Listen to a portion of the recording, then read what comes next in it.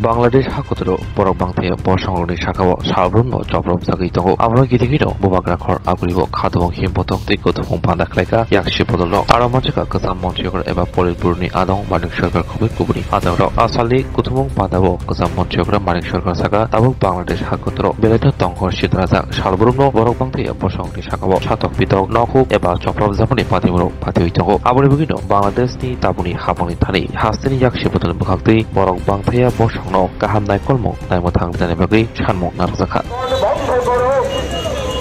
বাংলাদেশের ধর্মীয় সংখ্যালঘু জনগণের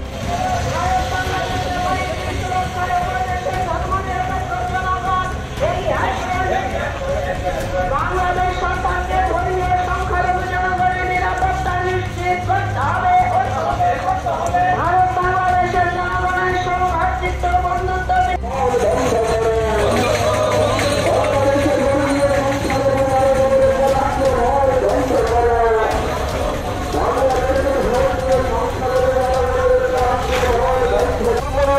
জনগণ এগিয়ে আসেন। বাংলাদেশ সরকারকে ধর্মীয় সংখ্যালঘুদের নিরাপত্তা সুনিশ্চিত করতে হবে। বাংলাদেশ সরকারকে ধর্মীয় সংখ্যালঘুদের নিরাপত্তা সুনিশ্চিত করতে হবে। ভারত বাংলাদেশের জনগণের সৌভ্রাতৃত্ব বন্ধুত্ব বিনষ্ট করতে দিচ্ছি না, দেব না। ভারত বাংলাদেশের জনগণের সৌভ্রাতৃত্ব বিনষ্ট করতে দিচ্ছি না, দেব না। ইনকিলাব জিন্দাবাদ, ইনকিলাব জিন্দাবাদ, বাংলাদেশের আভ্যন্তরীণ রাজনৈতিক যে পরিমণ্ডল তার মধ্যে যে গুণগত একটা মৌলিক পরিবর্তন ঘটে গেল, তাতেই সরকারের যে ঘোষণা, এই আন্দোলনের যারা নেতৃত্ব দিচ্ছিলেন তাদের যে ঘোষণা, তাদের মধ্যে একটা আস্থার ভিত তৈরি করেছিল যে না, বাংলাদেশে আমাদের অসুবিধা হবে না, আমরা যুগ যুগ ধরে ছিলাম, আছি, থাকবো। এবং এখনকার যে সরকার তারাও প্রতিশ্রুতি দিচ্ছে তারা গণতন্ত্রকে সুদৃঢ় করবেন, সুঠাপ করবেন। স্বাভাবিক কারণে আমরা যারা সংখ্যালঘু অংশের মানুষ, আমাদের নিরাপত্তা এখানে বিঘ্নিত হওয়ার কোনো কারণ নেই। কিন্তু এরকম পরিস্থিতিতে দেখা গেল 1-1.5 মাসের ব্যবধানে তাদের উপর আক্রমণ সংঘটিত হচ্ছে। আপনাদের জানার জন্য বলছে, শেখ মুজিবুর রহমানের হত্যাকাণ্ডের পর সেখানকার আভ্যন্তরীণ রাজনৈতিক পরিস্থিতিতে যে মৌলিক গুণগত পরিবর্তন ঘটে গেল, পর্যায়ক্রমে বিএনপির সরকার তৈরি হল, সেই সময় সেখানে সংখ্যালঘুদের উপর আক্রমণ সংঘটিত হয়েছিল। হাজার হাজার, বিশেষ করে চাকমা অংশের মানুষ যারা, তারা ভারতবর্ষে আসতে বাধ্য হয়েছিলেন, তাদের বৃহত্তম অংশ আমাদের ত্রিপুরায় এসেছিলেন। ত্রিপুরায় সেই সময় নৃপেন চক্রবর্তী, দশরথ দেব, তাদের নেতৃত্বে বামফ্রন্ট সরকার চলছিল। এই বিপন্ন মানুষ যারা বাংলাদেশে আক্রান্ত হয়ে পরিস্থিতির চাপে ত্রিপুরায় আসতে বাধ্য হয়েছিলেন, তাদেরকে বামফ্রন্ট সরকার চলে যেতে বাধ্য করেন, হটিয়ে দেননি, তাদেরকে নিরাপত্তা দেওয়ার ক্ষেত্রে ভূমিকা গ্রহণ করে। এবং সেই সময় ত্রিপুরার তৎকালীন বামফ্রন্ট সরকারের পক্ষ থেকে কেন্দ্রের যে সরকার কংগ্রেসের নেতৃত্বে পরিচালিত হচ্ছে, তাদের সাথে কথা বলে কেন্দ্রের সরকার ত্রিপুরার বামফ্রন্ট সরকারের নেওয়া যে অবস্থান তাকে সমর্থন করে। কেন্দ্রের সরকার সাহায্যের হাত বাড়ান। কেন্দ্র এবং ত্রিপুরার বামফ্রন্ট সরকার মিলিতভাবে হাজার হাজার চাকমাংশের মানুষ যারা ত্রিপুরা আসছিলেন তাদের ঘরবাড়ি তৈরি করে দিলেন, নিরাপত্তার ব্যবস্থা করলেন, দুবেলা ডাল ভাতের ব্যবস্থা করলেন। বাংলাদেশে রাজনৈতিক পরিস্থিতির মধ্যে জটিলতা বাড়তে থাকে। একটা সময়ে গিয়ে বিএনপি সরকারের পতন ঘটে, আওয়ামী লীগের সরকার পুনঃপ্রতিষ্ঠিত হয়, শেখ হাসিনা সেই সরকারের প্রধানমন্ত্রী হয়। বামফ্রন্ট সরকারের পক্ষ থেকে সেই সরকারের দৃষ্টি আকর্ষণ করা হয়, ভারত সরকারের দৃষ্টি আকর্ষণ করা হয়। এবার চাকমা অংশের মানুষ যারা, তাদেরকে তাদের নিজের জন্মভূমিতে তারা ফিরে যেতে চান, তাদের ফিরিয়ে নেওয়ার ব্যবস্থা করুন। ভারত সরকার উদ্যোগ নেন, ত্রিপুরা সরকার উদ্যোগ নেন, শেখ হাসিনার নেতৃত্বে তৎকালীন সরকার তারাও সহমত পোষণ করেন এবং এই চাকমাংশের মানুষ যারা তাদেরকে ফিরিয়ে নেওয়ার ব্যবস্থা করেন। আমার এখনো মনে আছে রশিদ খান মেনন বাংলাদেশের এক সময় জঙ্গি ছাত্র নেতা ছিলেন। স্বাধীনতার সংগ্রামে অস্ত্র হাতে নিয়ে বুক চিতিয়ে দিয়ে সেই স্বৈরাচারী ফ্যাসিবাদী যে সরকার পাকিস্তানের, তার বিরুদ্ধে রুখে দাঁড়িয়েছিলেন স্বাধীন বাংলাদেশ প্রতিষ্ঠা করার জন্য। এই ত্রিপুরার মাটিকেই তারা এই লড়াইয়ের ক্ষেত্রে অন্যতম গুরুত্বপূর্ণ ভিত্তি হিসেবে তারা ব্যবহার করেছেন। তাদেরকে সামনে থেকে আমরা দেখেছি। সেই ভদ্রলোক শেখ হাসিনার সরকারে মন্ত্রী হন। শেখ হাসিনার সরকার তাকেই ত্রিপুরায় পাঠান এবং আলাপ আলোচনার পর কেন্দ্রের সরকার, বাংলাদেশের সরকার ঠিক হয়, তারা ফিরে যাবে সব রুমের উপর দিয়ে। বাংলাদেশের সরকার সেনাবাহিনীর সাহায্য চাইলেন। গ্রাম নগর উজাড় করে হাজার হাজার লক্ষ লক্ষ মানুষ ঢাকায় প্রবেশ করতে শুরু করলেন এবং তাদের গতিমুখ প্রধানমন্ত্রীর বাসভবন, সরকারি আবাস। এই পরিস্থিতিতে সেনাবাহিনী সরকারের অনুরোধ কার্যকরী করা সম্ভব হবে না বলে তাদের মনোভাব ব্যক্ত করলেন। এই যে জনতা, এই যে জনগণ হাজারে লাখে, তারা তো আমাদের ঘরেরই সন্তান সন্ততি। এখন তাদের উপর যদি আমরা গুলি চালাবার চেষ্টা করি, লাঠি নিয়ে নেবার চেষ্টা করি, এমনিতে এর মধ্যে 2 শতাধিক জীবন হারিয়েছে। এরকম একটা জায়গায় আমরা লাঠি গুলি নিয়ে নামলেও তাদেরকে আমরা নিয়ন্ত্রণ করতে পারবো না, দমন করতে পারবো না। কাজে সরকার, প্রধানমন্ত্রী, আপনি যাই বলেন না কেন, আমরা এদেরকে দমন করার জন্য দমন পীড়নের আর কোনো রাস্তা আমরা গ্রহণ করতে পারবো না, তাদের বিরুদ্ধে আমরা গুলি চালাতে পারবো না। এই পরিস্থিতিতে শেষ পর্যন্ত শেখ হাসিনা অল্প সময়ের ব্যবধানে পদত্যাগ করে বাংলাদেশ ছেড়ে চলে এসছে এবং সেখানে এই যে ছাত্র আন্দোলনের নেতৃত্ব যারা লড়াইটা শুরু করেছিলেন, এটা মনে করার কোনো কারণ নেই, এটা শুধু ছাত্রদের মধ্যেই সীমাবদ্ধ ছিল।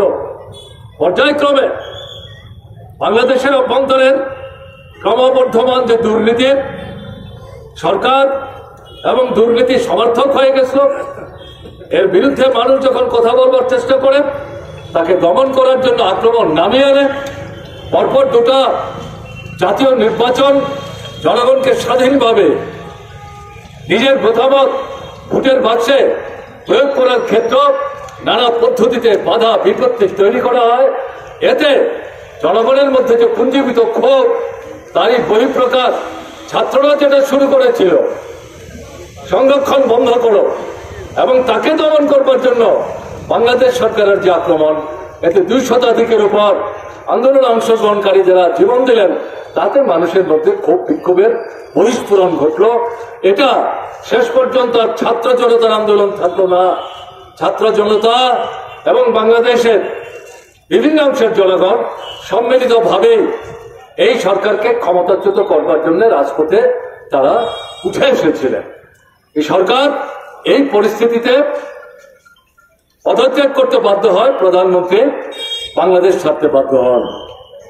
এরকম জায়গায় ছাত্র নেতৃত্বের উদ্যোগে সেখানে নতুন একটা সরকার তৈরি হয়। তাদের ঘোষণা কি? আমরা আমাদের দেশে গণতন্ত্র পুনঃপ্রতিষ্ঠা করব, প্রকৃত গণতন্ত্র আমরা লাগু করব। আমাদের রাষ্ট্রে গত কয়েক বছর যাবৎ যারা ক্ষমতাচ্যুত আমরা করলাম, তারা আমাদের গণতন্ত্রকে হরণ করেছিল, সংহার করেছিল, ভোটের অধিকার পর্যন্ত হরণ করেছিল। এই অবস্থার মৌলিক গুণগত পরিবর্তন আমরা করব। আপনারা সহযোগিতা করুন এবং এই সাথে সাথে বাংলাদেশে দুর্নীতি বন্ধ করব, সামগ্রিক অর্থনৈতিক পরিস্থিতির মধ্যে পরিবর্তন আনার ক্ষেত্রে আমরা ভূমিকা নেব। তাদের এই যে ঘোষণা বাধ্যত, এটা যারা নজর রাখছিলেন এই আন্দোলনের প্রতি, তাদেরকে আশ্বস্ত করেছে বাংলাদেশে গণতন্ত্র নিশ্চয়ই পুনঃপ্রতিষ্ঠিত হবে।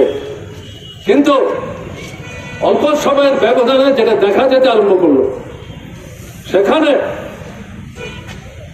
সংখ্যালঘু অংশের মানুষরা নানা ধর্মের সাথে যুক্ত, কে কোন দল করেন সেটা বড় প্রশ্ন না। বাংলাদেশের সব জায়গায় না, কোনো কোনো এলাকায় বাছাই করে তাদের বিরুদ্ধে আক্রমণ সংগঠিত হতে শুরু করল। পূর্তমন্ত্রী বৈদ্যনাথ মজুমদার তিনি এবং রাশেদ খান মেনন হাত ধরাধরি করে যে হাজার হাজার চাকমা রিফিউজি অংশের মানুষ, তাদেরকে নদী অতিক্রম করে সাবরুমের উপর দিয়ে বাংলাদেশে ফিরে যেতে সাহায্য করেন। চাকমা রিফিউজি অংশের মানুষ যারা, তারা যাবার সময় চোখের জলে বুক ভাসিয়েছেন, ত্রিপুরার মানুষের সাথে আলিঙ্গন করেছেন এবং তারা স্বীকার করেছেন আপনারা আমাদেরকে যেভাবে রক্ষা করেছেন অপ্রত্যাশিত, এই আপনাদের ভূমিকা আমরা কোনোদিন কিন্তু ভুলব না। এরকম একটা পরিস্থিতি কিন্তু সেখানে তৈরি হয়েছে। কিন্তু সেই দেশের আভ্যন্তরীণ পরিস্থিতির মধ্যে গত 10-11 বছরের মধ্যে নানা পরিবর্তন হয়ে যায়, যেটা আমি সংক্ষেপে উল্লেখ করার চেষ্টা করছি। এখন নতুন যে সরকারটা তৈরি হলো, সেই সরকার সম্পর্কে তো আমাদের তরফ থেকে কিছু বক্তব্য আমরা এখানে রাখতে চাইছি না। আমরা বামপন্থী আন্দোলনে বিশ্বাস করি। আমাদের দৃষ্টিভঙ্গি সংকীর্ণ না, রাজ্য ভিত্তিক না, আমাদের রাষ্ট্রভিত্তিক বা আমাদের দেশ ভিত্তিক না, আন্তর্জাতিক পরিসরে রাষ্ট্রে রাষ্ট্রে দেশে দেশে মানুষের যে আন্দোলন, মানুষের যে সংগ্রাম, অস্তিত্ব রক্ষার প্রশ্নে যে সংগ্রাম, বেঁচে পড়তে থাকার জন্য যে সংগ্রাম, শোষণের বিরুদ্ধে মর্যাদা নিয়ে তারা যাতে অস্তিত্ব রক্ষা করতে পারেন, এই যে সংগ্রাম, এই সংগ্রামের প্রতি আমরা যারা লাল ঝান্ডা কাঁধে নিয়ে বামপন্থী আন্দোলন সংগঠিত করি, আমরা তার পাশে আমরা দাঁড়াই। যুদ্ধের বিরুদ্ধে, শান্তির পক্ষে, মানুষের অস্তিত্ব রক্ষার সংগ্রামে, বেঁচে পড়তে থাকার সংগ্রামে, সেই দৃষ্টিভঙ্গি নিয়ে আমরা বাংলাদেশের এই পরিবর্তিত রাজনৈতিক পরিমণ্ডলের মধ্যে এই মুহূর্তে সংখ্যালঘু অংশের মানুষের বিরুদ্ধে যে আক্রমণ নামিয়ে আনা হচ্ছে, আমরা মনে করেছি আমাদের বোধহয় নিশ্চুপ থাকা সঙ্গত না। বিশেষ করে বাংলাদেশ হচ্ছে আমাদের পড়োশী রাষ্ট্র, আমাদের সীমান্তের একটা বিরাট এলাকা বাংলাদেশের সাথে জুড়ে আছে। কাজেই এই পরিস্থিতিতে আমরা লক্ষ্য করছিলাম, কিন্তু তার মধ্যে দেখা যাচ্ছে আক্রমণ বন্ধ হচ্ছে না। কিন্তু আপনাদের কাছে যে কথা বলবো, বাংলাদেশে যারা সংখ্যাগুরু, মনে করবেন না তারা সবাই সংখ্যালঘুদের আক্রমণ করছে। বাংলাদেশের সংখ্যাগুরুদের মধ্যে উল্লেখযোগ্য সংখ্যক মানুষ যেখানেই সংখ্যালঘুদের উপর আক্রমণ করার চেষ্টা করছে, তারা স্থানে স্থানে প্রতিবাদ করার চেষ্টা করছেন, প্রতিরোধ করার চেষ্টা করছেন। সংখ্যালঘুদের ধর্মীয় যে প্রতিষ্ঠান, সেখানকার যারা সংখ্যাগুরু, হাতে লাঠি নিয়ে দিবারাত্র সজাগ থেকে সংখ্যালঘুদের নিরাপত্তার ব্যবস্থা করে তাদের যে ধর্মীয় প্রতিষ্ঠান, সেগুলো পাহারাদারির ব্যবস্থা করছে। কাজে মনে করার কোনো কারণ নেই বাংলাদেশে সবকিছু শেষ হয়ে গেছে, সব মানুষই যদি সংখ্যালঘুদের বিরুদ্ধে আক্রমণ মুখর, তাহলে ভুল করা হবে। কাজে যারাই ভূমিকা নিচ্ছেন তাদেরকে আজকে আমরা বামপন্থী ফ্রন্টের পক্ষ থেকে রাজপথে দাঁড়িয়ে দুহাত তুলে অভিনন্দন জানাচ্ছি। আমরা তাদের কাছে প্রত্যাশা করব আপনারা আপনাদের এই ধারা অব্যাহত রাখবেন, এবং আমাদের বিশ্বাস আপনারা যদি ঐক্যবদ্ধ থেকে আপনাদের সরকারের উপর চাপ সৃষ্টি করে সেখানে ধর্ম সংখ্যালঘু অংশের মানুষ যারা, তাদের উপর দুর্বৃত্তপনার দৃষ্টিভঙ্গি নিয়ে উদ্দেশ্যমূলকভাবে এই আক্রমণ সংগঠিত করছে, তাদেরকে আপনারা বাংলাদেশের জনগণ থেকে নিশ্চিতভাবেই বিচ্ছিন্ন করতে পারবেন। এবং শেষ পর্যন্ত আপনারা জিতবেন মানে গণতন্ত্র জিতবে, গণতন্ত্র জিতবে মানে সংখ্যালঘু অংশের মানুষের নিরাপত্তা সেখানে নিশ্চিত হবে। এই জায়গায় জনগণের কাছে আমরা আবেদন করছি। শেষ কথা তো জনগণ সিদ্ধান্ত নিয়েছে একটা সময় পর্যন্ত এই শহীদ পরিবারের সন্তান সন্ততিদেরকে সরকারি চাকরি ইত্যাদির প্রশ্নে তারা সংরক্ষণ ব্যবস্থা অবলম্বন করে সরকারি কাজকর্ম যাতে তারা পেতে পারে তার ব্যবস্থা তারা করবে। এই যে পদক্ষেপ, এই পদক্ষেপ দীর্ঘ সময় ব্যাপী বাংলাদেশে কার্যকরী হচ্ছিল। এই সময়ের মধ্যে মুজিবুর রহমান নিধন হন, ক্ষমতা সেনাবাহিনীর হাতে চলে যায়, তার থেকে রাজনৈতিক পরিমণ্ডলের মধ্যে পরিবর্তন হয়, বিএনপি সরকার তৈরি করে সেই সরকারের বিরুদ্ধে বাংলাদেশে লড়াই হয়, সংগ্রাম হয়, সেই সরকারকে পরাস্ত করে আওয়ামী লীগের নেতৃত্বে আবার নতুন করে সরকার সেখানে তৈরি হয়। মুজিবুর রহমানের কন্যা শেখ হাসিনা সেই সরকারের প্রধানমন্ত্রীর দায়িত্বে গৃহীত হন। এই সময়ের মধ্যে এই শহীদ পরিবারের সংরক্ষণের যে ব্যবস্থা ধীরে ধীরে অনেক বছর গেল, সরকার এটা কার্যকরী করছিলেন। এই পরিবার সমূহ কোনো না কোনোভাবে সহযোগিতা পেয়েছে, কাজেই এটাকে অনন্তকাল চালু রাখা যেতে পারে না। এবং একই সাথে বাংলাদেশের অভ্যন্তরে অর্থনৈতিক যে ব্যবস্থা পরিস্থিতি তা ক্রমে ক্রমে জটিল কঠিন হতে থাকে, বেকার সমস্যা বাড়তে থাকে। এই পরিস্থিতিতে দাবি উঠছিল শহীদ পরিবারের সন্তান সন্ততিদের জন্য যে সংরক্ষণের ব্যবস্থা এটা এখন বন্ধ করতে হবে, তুলে নিতে হবে। এই দাবিকে সামনে রেখে গত কয়েক মাস যাবৎ ছাত্র সমাজের নেতৃত্বে বাংলাদেশের অভ্যন্তরে বিরাট আন্দোলন সংগঠিত হয়। দেখা গেল শেখ হাসিনার নেতৃত্বে যে সরকার, আন্দোলনের যে নেতৃত্ব, তাদেরকে ডেকে কথাবার্তা বলার পরিবর্তে সেখানে রাষ্ট্র শক্তি নিয়ে আন্দোলনকে দমন করবার জন্য আন্দোলনকারীদের বিরুদ্ধে ঝাঁপিয়ে পড়ে। এই দমন পীড়নে 2 শতাধিক আন্দোলনে অংশগ্রহণকারী লড়াকু জনগণ জীবন দিয়েছেন, তার মধ্যে অধিকাংশ ছিলেন সংগ্রামী ছাত্ররা। এরকম একটা পরিস্থিতিতে দেখা গেল বাংলাদেশের সুপ্রিম কোর্ট তারাও শহীদ পরিবারের সংরক্ষণের যে ব্যবস্থা এটাকে সংশোধন করে 100 ভাগের মধ্যে 97 ভাগ সংরক্ষণ তুলে দিয়ে 3 ভাগ শুধু শহীদ পরিবারের জন্য সংরক্ষণ রাখবার ব্যবস্থার পক্ষে রায় দেয়। এরকম পরিস্থিতিতে শেখ হাসিনা ছাত্র আন্দোলনের নেতৃত্বকে আহ্বান করলেন, আপনাদের সঙ্গে কথা বলতে চাই। কিন্তু ছাত্র আন্দোলনের নেতৃত্ব এই রক্ত ঝরা বাংলাদেশের রাজপথে দাঁড়িয়ে তারা প্রতিবাদ করলেন, আপনার সঙ্গে এই সরকারের সঙ্গে আমাদের এই মুহূর্তে আর কথাবার্তা বলার কোনো প্রয়োজন নেই। আমরা আপনার সরকারকে মানছি না, আপনি পদত্যাগ করুন।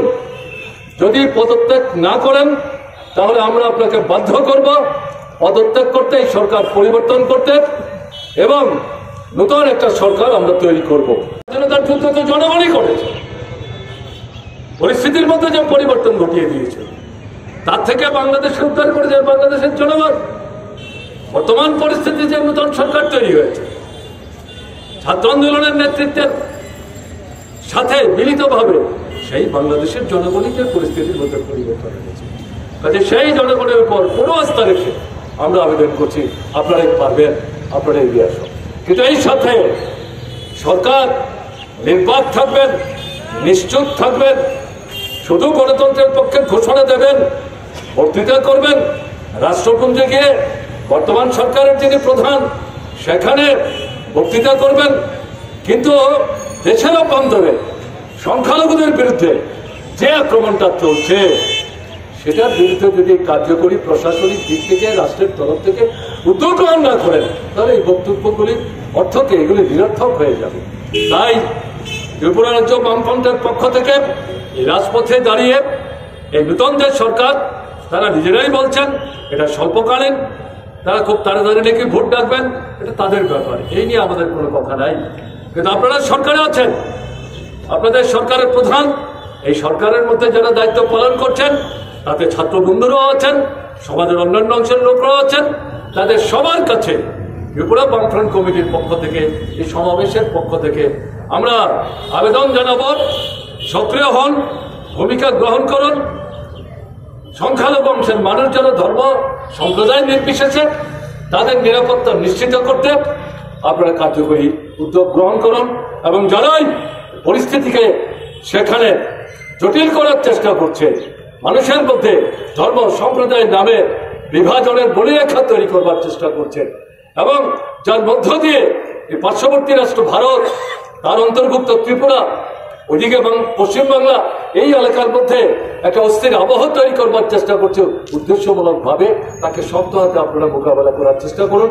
সরকারকে বাদ দিয়ে শুধু জনগণ একক বিচ্ছিন্নভাবে যত সদর্থক ভূমিকায় নিক তাতে কিন্তু পরিস্থিতিটাকে একটা জায়গায় নিয়ে আসা কঠিন হবে। সরকার তো এখন মুখ বধির হয়ে সেখানে চোখ কান বন্ধ করে দাঁড়িয়ে থাকতে পারে না। তাই আমি আমার কথা শেষ করার আগে বামপন্থী ফ্রন্টের পক্ষ থেকে এই সরকারের দৃষ্টি আমরা আকর্ষণ করছি, অবিলম্বে কার্যকরী উদ্যোগ গ্রহণ করুন, এই সংখ্যালঘুদের উপর আক্রমণ বন্ধ করুন। ত্রিপুরার জনগণের উদ্দেশ্যে আবেদন করব বিনীতভাবে, আমাদের রাজ্যে শারদ উৎসব শুরু হয়েছে মহালয়ের দিন থেকে, চলবে 1 মাস। যদিও এটা হিন্দুদের প্রধান ধর্মীয় অনুষ্ঠান উৎসব, আমাদের ত্রিপুরার অভিজ্ঞতা কি, হিন্দুদের ধর্মীয় উৎসব শুধু হিন্দুরা পালন করে, হিন্দু মুসলমান বৌদ্ধ খ্রিস্টান মিলিতভাবে মুসলমানদের ধর্মীয় উৎসব শুধু মুসলমানরা পালন করে, খ্রিস্টানদের ধর্মীয় উৎসব, বুদ্ধিস্টদের ধর্মীয় উৎসব শুধু খ্রিস্টান বা বুদ্ধিস্টরা পালন করেন না। আমাদের ত্রিপুরার হিন্দু মুসলমান বৌদ্ধ খ্রিস্টান নির্বিশেষে সম্মিলিতভাবে এই উৎসবের অনুষ্ঠানগুলো, ধর্মীয় উৎসবের অনুষ্ঠানগুলো আমরা পালন করি। আমাদের রাজ্যে আমরা লক্ষ্য করছি কিছু কিছু ক্ষেত্রে মানুষের মধ্যে বিভাজন তৈরি করবার জন্য অশুভ শক্তি নানাভাবে প্ররোচনা দেওয়ার চেষ্টা করছে, জাল বিস্তার করার চেষ্টা করছে। আমরা বাংলাদেশের পরিস্থিতির মধ্যে পরিবর্তনের কথা বলছি, ত্রিপুরায় চারিদিকে আমাদের নজর খোলা রাখতে হবে। দুর্বিনীত যারা পরিস্থিতিকে জটিল করে এখানকার ঐক্যের যে ভেদ, সম্প্রীতির যে মেলবন্ধন, তাকে যারা নষ্ট করবার, ধ্বংস করার চেষ্টা করছে, সংকীর্ণ রাজনৈতিক বোধ উদ্দেশ্য নিয়ে, তাদের সম্পর্ক কিন্তু আমাদের রাজ্যের সমস্ত অংশের জনগণকে ধর্মবর্ণ সম্প্রদায় নির্বিশেষে চোখ কান খোলা রেখে প্রহরীর মতো ভূমিকা নিতে হবে।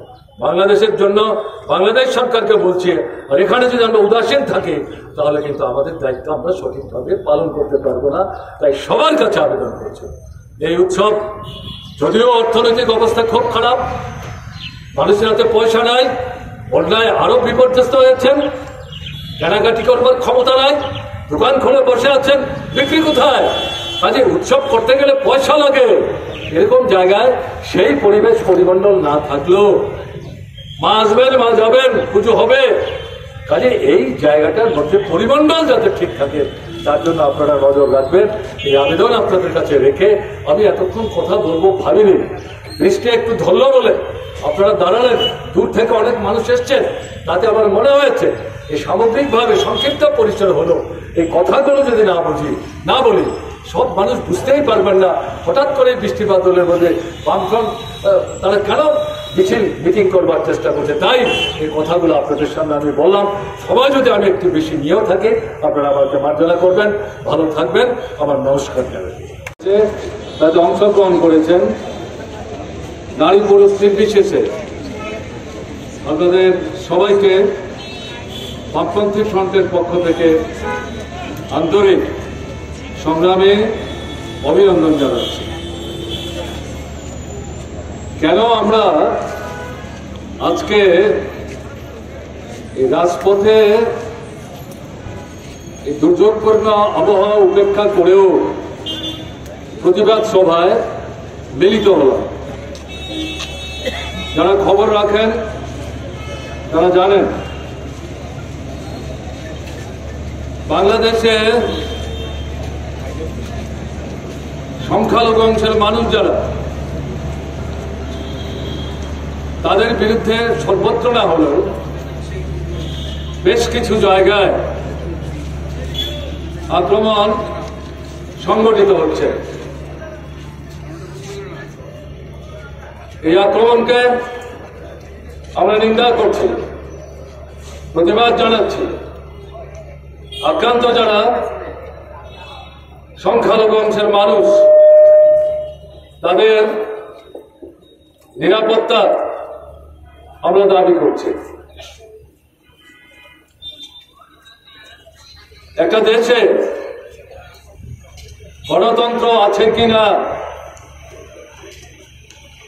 এটা বুঝবার জন্য অন্যতম গুরুত্বপূর্ণ মাপকাঠি হচ্ছে সেই রাষ্ট্রের বা দেশের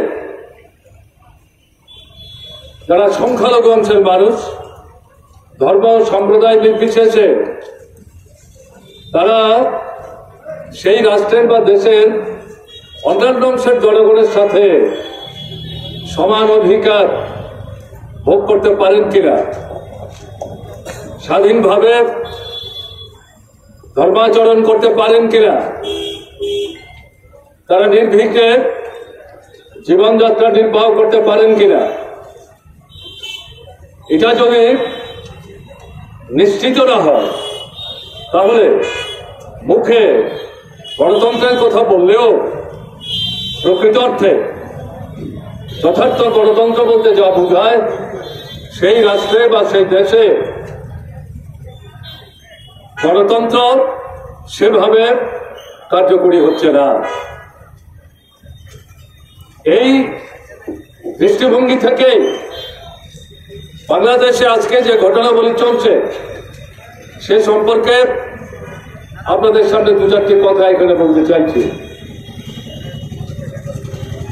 আপনারা যারা খবর রাখেন তারা জানেন, গত কয়েক মাস যাবৎ বাংলাদেশে আন্দোলন চলছে। এই আন্দোলনের প্রথম দিকে নেতৃত্বের ভূমিকায় ছিলেন বাংলাদেশের সংগ্রামী ছাত্র সমাজ এবং তাদের মূল দাবি ছিল বাংলাদেশের মুক্তিযুদ্ধে অংশগ্রহণ করতে গিয়ে যারা অকাতরে জীবনদান করেছেন তাদেরকে স্বাধীনতা লাভের পর মুজিবুর রহমান সাহেবের নেতৃত্বে প্রথম স্বাধীন বাংলাদেশে যে সরকার তৈরি হয় তারা এই যুদ্ধে যারা জীবন দিয়েছেন তাদেরকে শহীদের মর্যাদা এবং সম্মান প্রদর্শন করেছে।